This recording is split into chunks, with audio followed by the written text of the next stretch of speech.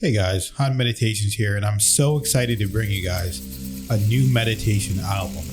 Entranced to Serenity, streaming now on all platforms. See you there. Hey guys, so our camera messed up, so if you're seeing it and it looks weird, if it looks like we're looking in all different directions, it's because our camera died, so I'm using my phone. So thankfully we have the setup where we're able to fix it, but just letting you guys know. So thank you for watching. My name is Jaya. My first question is that the Purusha and Prakriti mentioned in the Bhagavad Gita, is the Purusha the same as the pure consciousness that the first question of today referred to? And the second thing is that we've never had an opportunity to interview somebody who can say, I am dead. So when we say that I am changeless, I am imperishable, how do I know? How do I know? Yes. Alright, so two questions. Purusha Prakriti, when it's mentioned in the Bhagavad Gita, is it the same Purusha as pure consciousness, which we talk about in Vedanta? The straight answer is yes. Remember, however, just a technical note, Purusha Prakriti is peculiarly the language of Sankhya philosophy. So in Sankhya philosophy, Purusha is the self. In Indian languages, Purusha is understood as a male and Prakriti as female. It's not in that sense. Purusha is the self. All of us, whether we have male or female bodies, we are Purusha in the sense of consciousness. Only in Sankhya, Purusha is multiple. Each of us is separately one Purusha, a separate consciousness. But in Gita, which is a Vedanta text, there's only one Purusha. That is the one consciousness, like the one sun in the sky which is reflected in all pots of water. So we are all of us are that one consciousness, not part of it, just that one consciousness. So yes, that's the meaning in the Bhagavad Gita. The second one is, we have never interviewed anybody who's dead. So how do we know that after death also I exist, I am, this imperishable, unchangeable I am? It's a good question. Think about it. Why we don't, if you really think about it, then you'll be startled. See, I think I am. I have never had, when I said I am, that question should have come. Yes, you think I am all the time. We are thinking that just because we are alive. But when we are dead, we won't have that. I am will be gone. That I am is gone. So it's not that I am is permanent. It's just when the body is alive, you have the feeling of I am. That could be the question. Follow this carefully. In our own experience all the time, we have the experience of I am. All of us. Never have we ever had the experience of I am not. It's impossible. Even to have that, it's technically impossible. It's sort of literally, in mathematicians will say trivially impossible. Because to have an experience of I am not, experience means I am. Without an experience, how will you say anything? Now, notice we also have no experience, each of us, no experience of being dead. At least we don't remember. So we cannot say from our experience, when the body dies, I will not be. Nobody has that experience. Our thinking plays a trick on us. What we think is, I know all that. I don't really have an experience of being dead, but I see a lot of people who have died. I know a lot of people have died, and they don't exist anymore. They clearly cannot say I am. That's our feeling. And one day I too will die. So and then I am will disappear. That's what we think deep inside. But we are making a clear logical fallacy here. I have this feeling internally. None of you are aware of my I am, as I am not aware of your I am. I only infer that you are having the same I am feeling because based on my own internal experiences. Based on my own internal experiences, I feel I'm conscious, I have all these experiences. So to these people, they seem very similar to me. So they also must be having this kind of an experience. So I'm talking about the inner experience of each of you, which I infer.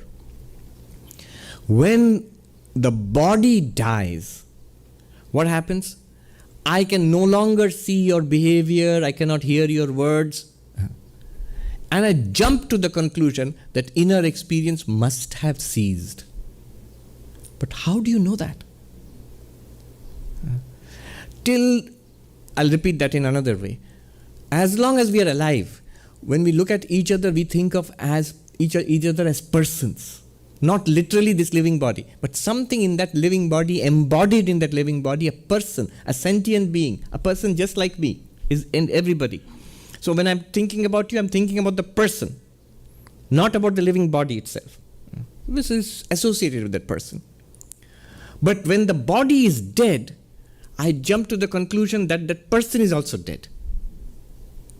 But did I have an experience of the person dying? No.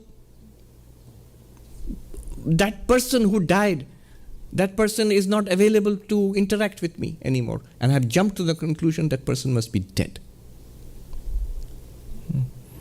Where does this come from? It comes from a deep-rooted identification with the body. That somehow I am just this body. That's what all religions, forget Vedanta, all religions, Judaism, Islam, Christianity, Buddhism, Sankhya, all the different Indian philosophies, Jainism, and all varieties of Hinduism, Taoism, all of us, all religions of the world throughout history have had one thing in common: you are not the body itself. You are something more than the physical body. That much is common to all religions. So, how do I know that I will exist? Ask yourself, why am I asking this question? If I say, I see this table. If the table is destroyed, how do I know that I'll exist? And say, what a silly question, Swami. Table is an object. You are not this object. Its existence and destruction is nowhere connected to your existence and destruction. Equally, this body is an object. That's what Vedanta is trying to show you. Look at it. I mean, it's literally nothing more than a complex biological object. Nothing else. How can it be you? If we appreciate the hard problem of consciousness, not from a Vedantic perspective, just a pure consciousness studies perspective, just pure materialistic science perspective, how does consciousness come from a physical body? If we appreciate that question, our idea that the death of the body is the death of consciousness also will be shaken. That's a window. And this is connected to the question, how can science show that we are the self? This is how science is opening up windows. It cannot show you that you are pure consciousness, but it makes it more and more probable that what these ancient philosophies are saying could be true. That was so profound, and every time we listen to Swamiji, it just gets more and more profound and more interesting, doesn't it? Definitely. I mean, something that I always think about is like how we said, if you can experience death, then essentially you're alive because you're experiencing it. So what I always say is, if you exist now, then you always exist, because all time is now. Time is an illusion. If you exist now, then you always exist because you're existing now and the only time that ever is. So you're existing in a window of infinity. So you're existing in a window of infinite nature, of infinite everything. You always exist. You always have existed because you exist now. And if you didn't exist, then guess what? You wouldn't even know you existed. But if you exist now, then you exist forever. Right. So he was noting how essentially when we die, if we're dead, the way I thought of it is that it's the end of this particular experience, but there's so many experiences. Even in this life, we have many different experiences. When we dream, it's a whole different experience. Our body, what we think is I am, is there resting, not doing anything, and yet we have this whole other experience. We're in this whole other place doing all these other things, and it feels extremely real. Yeah. So it's like I see it as when you die. And also another thing to note is that all the time, psychic mediums or these things, they say that they can channel, our loved ones that have passed on. So it's like well, if they're gone and they're there in the grave or whatever, but how Assuming can you they? believe in that. I believe in it. Yes, But I'm just saying if someone doesn't believe but just in as it, an then- example. yeah.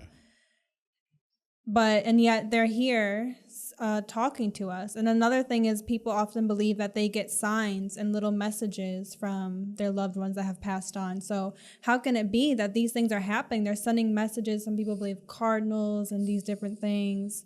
Sometimes it's even more connected personally to that person, and they see something and they just cry because they know it's from that person. So clearly they're not gone. Yeah.